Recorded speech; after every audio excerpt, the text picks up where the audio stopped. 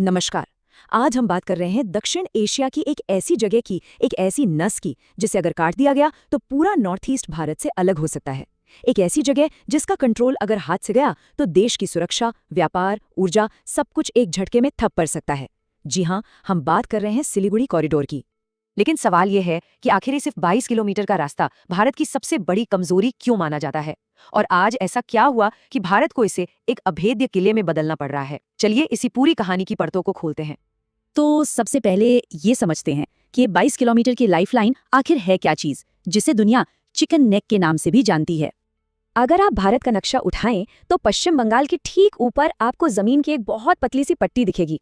कुछ जगहों पर तो ये सिर्फ 22 किलोमीटर चौड़ी है। यही वो इकलौता रास्ता है जो मेनलैंड इंडिया को उसके नॉर्थ ईस्ट के राज्यों से जोड़ता है। और सबसे दिलचस्प बात यह है कि ये चारों तरफ से दूसरे देशों से घिरा हुआ है। नेपाल, भूटान, बांग्लादेश और चीन भी यहाँ से ज्यादा दूर नहीं है। और देखिए, ये छोटा सा गलियारा कोई आम रास्ता नहीं है। ये भारत के नॉर्थ ईस्ट में रहने वाले 4.5 करोड़ से भी ज्यादा लोगों की जिंदगी की डोर है। सोचिए इस एक रास्ते पर क्या क्या टिका हुआ है। भारत का पूरा चाय का कारोबार, जमीन से निकलने वाले बहुत जरूरी तेल के कुएं, बड़े बड़े हाइड्रो पावर प्रोजेक्ट्स और सबसे अहम हमारी सेना के लिए सारा सामान, सारा रसद पानी सब यहीं से गुजरता है। पूरा का पूरा व्यापार और ट्रांसपोर्टेशन इसी एक रास्ते पर निर्भर है। और यही वजह है कि एक्सपर्ट्स एक सीधी सी बात कहते हैं, अगर सिलीगुड़ी हाथ से गया तो पूरा नॉर्थ ईस्ट देश से कट जाएगा। ये एक इतनी बड़ी और भयानक संभावना है जिसे अनदेखा किया ही नहीं जा सकता।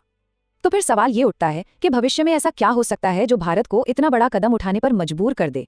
चलिए एक काल्पनिक लेकिन काफी हद तक मुमकिन सिनारियो पर नजर डालते हैं। कल्पना कीजिए कि एक घेराबंदी का खतरा मंडरा रहा है और एक नया गठबंधन शक्ल ले रहा है। मान लीजिए कि साल 2025 में हालात बहुत तेजी से बदलते हैं। बांग्लादेश में हसीना सरकार चली जाती है और मोहम्मद यूनुस की एक अंतरिम सरकार पावर में आती है।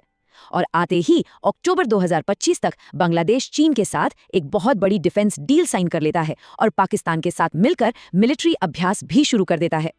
अब इस डिफेंस डील में कोई मामूली हथियार नहीं थे। इसमें शामिल थे 20 आधुनिक J-10CE फाइटर जेट्स, 200 किलोमीटर से भी ज्यादा दूर तक मार करने वाली PL-15E मिसाइलें और SY-400 बैलिस्टिक मिसाइल सिस्टम। इतना ही नहीं, चीन ने ड्रोन टेक्नोलॉजी देने और चटगांव पोर्ट को अपग्रेड करने में मदद का भी ऑफर दिया। लेकिन खतरा यही नहीं रुका। खबरें आने लगी कि पाकिस्तानी ISI के ऑपरेटर्स सिलीगुड़ी कॉरिडोर के पास देखे जा रहे हैं। और फिर एक ऐसा सांकेतिक कदम उठाया गया जिसने दिल्ली में खतरे की घंटियां बजा दी। यूनुस ने पाकिस्तान के आर्मी चीफ को एक ऐसी किताब तोहफे में दी जिसमें भारत के नॉर्थ ईस्ट को ग्रेटर बांग्लादेश का हिस्सा दिखाया गया था। दिल्ली के लिए सारे इशारे एक ही तरफ थे, घेराबंदी। इस सीधी चुनौती का जवाब भी सीधा ही था। भारत ने अपनी रणनीति को पूरी तरह बदल दिया। जो अब तक एक कमजोर कड़ी मानी जाती थी, उसे अब एक फौलादी ढाल में बदला जा रहा था।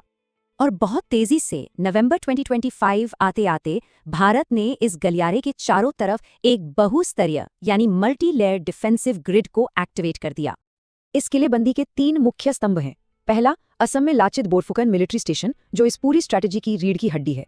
दूसरा, बिहार में किशनगंज फॉरवर्ड बेस जो सैनिकों की तेज मूवमेंट को पक्का करता है। और तीसरा, पश्चिम बंगाल में चोपड़ा फॉरवर्ड बेस जो बिल्कुल फ्रंटलाइन पर रक्षा के लिए तैनात है। और इन ठिकानों पर तैनात क्या है? पैरा स्पेशल फोर्सेस की टीमें, 290 किलोमीटर तक मार करने वाली ब्रह्मोस मिसाइल सिस्टम्स और दुनिया के सबसे एडवांस्ड एयर डिफेंस सिस्टम्स में से एक S-400। मतलब ये सिर्फ बचाव नहीं, ये एक आक्रामक तैयारी है।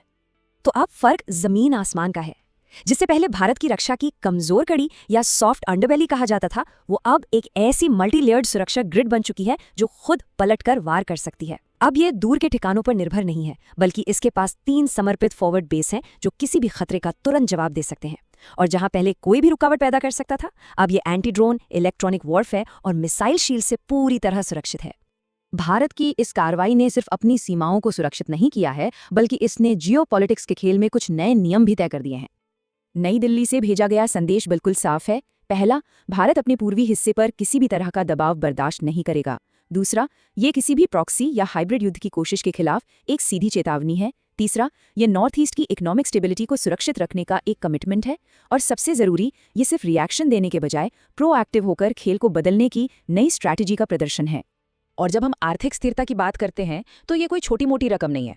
नॉर्थ ईस्ट का सालाना 2 लाख करोड़ का व्यापार अब इस किलेबंदी की वजह से कई ज्यादा सुरक्षित है। इस किलेबंदी के बाद इस इलाके में एक नया तनाव भरा सच पैदा हो गया है और भविष्य अब एक बहुत ही नाजुक मोड़ पर आ खड़ा हुआ है। इस पर जो क्षेत्रीय प्रतिक्रियाएं आईं वो मिली जुली हैं। बांग्लादेश में इस कदम को उकसाने वाला कहा जा रहा है। चीन बॉर्डर पर अपना दबाव बनाए हुए है। पाकिस्तान ने भी अपने सैन्य अभ्यास जारी रखे हैं। वहीं रूस जैसी ताकतें इस मल्टीपोलर प्रेशर को बैलेंस करने की कोशिश कर रही हैं।